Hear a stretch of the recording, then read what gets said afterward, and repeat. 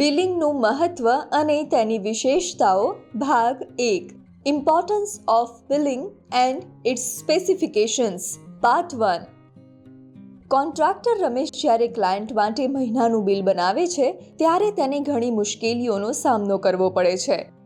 આ જ મુશ્કેલીઓને સરળ બનાવવા માટે આપણે કન્સ્ટ્રક્શનમાં બિલિંગને સમજીએ. બિલિંગ શું છે? ક્લાયન્ટને આપવામાં આવેલ સેવાઓ માટે ચલણ બનાવવાની પ્રક્રિયાને બિલિંગ કહે છે.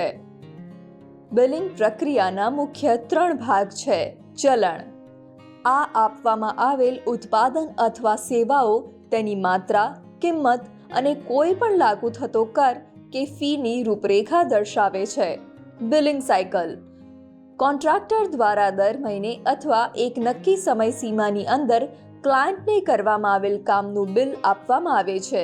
આ પ્રક્રિયાને બિલિંગ સાયકલ કહે છે.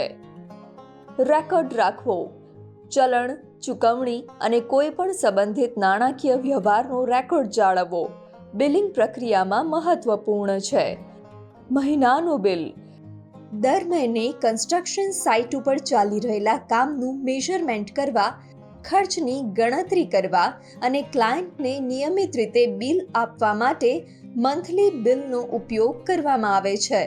તેના કારણે પેમેન્ટ સમયે મેઝરમેન્ટની ભૂલના કારણે થનાર કપાત એટલે કે ડેબિટથી બચી શકાય છે. તેને પેમેન્ટ ફસાઈ જાય ત્યારે લેબર કોર્ટમાં પુરાવા તરીકે રજૂ કરી શકાય છે.